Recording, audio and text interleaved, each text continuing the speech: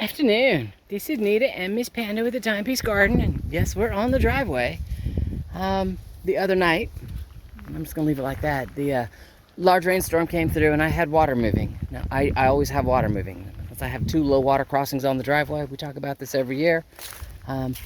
So we have 4 days of rain coming. Now, what I need to make sure is that, how do I say it? Places like this, I don't have the water running across, and you can see where it's starting to erode right there.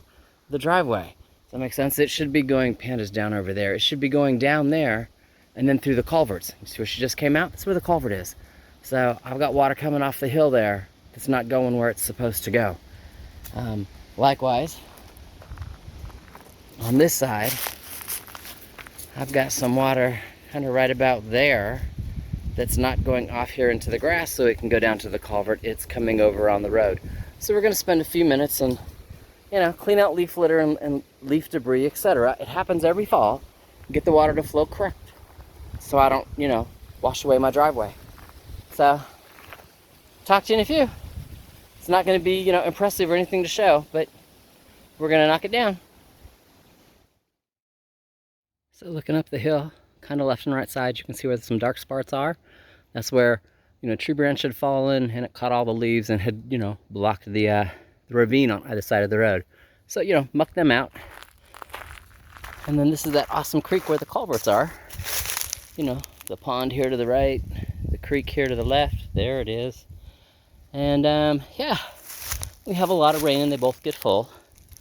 If the culvert is blocked, they're flooding over the road. Anyway, that's culvert left, culvert right. They're both open. And you can tell by the darkness, where I was just throwing crap up. And most of it's because the sticks are there and the leaves get caught on them. To truly clean this out right, you need a backhoe bigger than mine. My little tractor backhoe doesn't have the reach to get down here. Does that make sense? It's too far down. I know it doesn't show on film, but there you go. That's zoomed out, and you can see Panda's up here, and she's not big enough to actually block 2 culverts worth of space, but she's high enough that you can tell she does. She can crawl on both of those culverts really easily. Panda, leave it. Leave it. We're not going in there. Good girl. Good girl. She's like, but Mom, oh, it smells like everything. All right, off to the next spot. Talk to you in a few. All right, that's one of my culverts, and this side was really clear. You can see right there, it goes right into the culvert. I was like, yes. You can also see where the yellow is on the branches there. I cut several branches back so I could, just come down the side of the hill and get in there really easy. Now this side, I don't know, I guess a bunch of stuff had washed down, because this side, you could see where I had to muck out all of that. I mean, it's a mess. There's a lot of stuff piled there. Had to move that stump there out of the way. So hopefully over the 4 days worth of rain, being that there's no stumps in the way, it'll clear out the rest of this muck. Continue to wash it down the creek, since the stump's not holding stuff in place. And that's one of 2 that I had to move. So, I don't know, we'll see.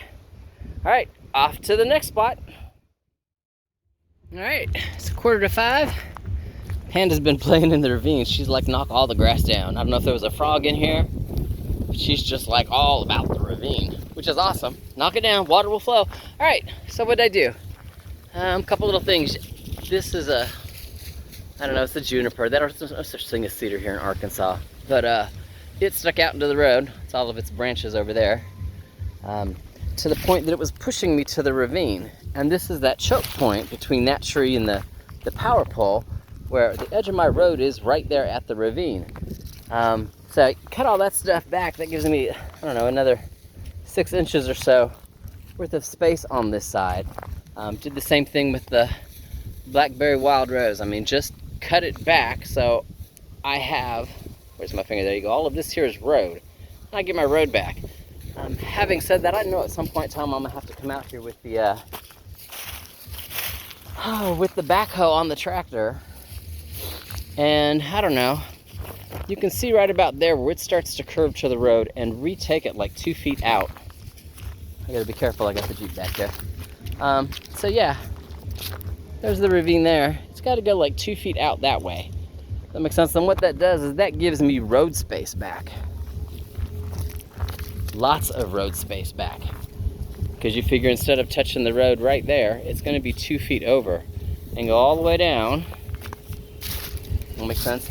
It can meet up with that spot right there, which you can tell is already 2 feet off the road.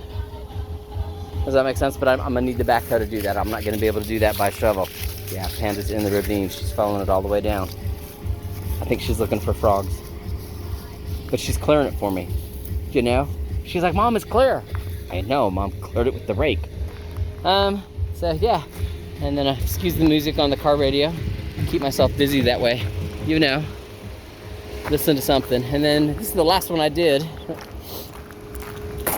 This is a... Whew. Mama's tired. Been a busy day. I don't know if you can see it, but right there's a depression. Having said that, there's a slope comes off this decrepit house, and it kind of wiggles its way all the way down here, and it comes up right there and bumps up against the road. When it jumps my berm here, it wears my road down and it puddles right there. So this is another place that long term I'm gonna have to come in here with the tractor and literally take my ravine like 2 feet back, and I mean just chop this part of the mound off so the water stays there and stops pushing my road over to where that ravine is there. You know, not happening today. What I did is cleared it. You can kind of see it's all the way down. It's clear. You know, no leaves, no grass.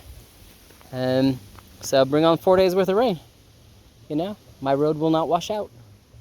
And with that, it's time to go cook some dinner. So, y'all have an awesome day.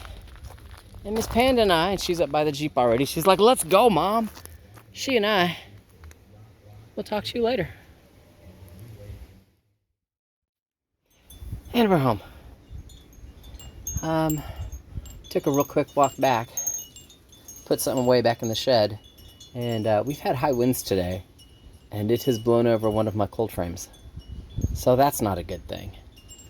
Now we're not supposed to go into freezing tonight, and it's got like turnips and carrots and stuff in it, and they will be fine, you know. There you go, it's another gust.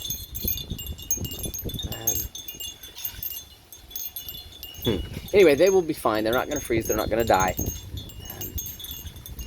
I'm going to have to scope out the weather and see what kind of winds we're having tomorrow, and see if maybe if I have to get a couple of my tarp stakes, or like the stakes that I was using on the A-frame for the passion fruit and the passion vine, grab a couple of those stakes and maybe stake it down, or decide whether or not I'm going to use it at all, you know. Because we'll just, obviously I'll talk more about it tomorrow, but it's down. So I got to look at it and figure it out.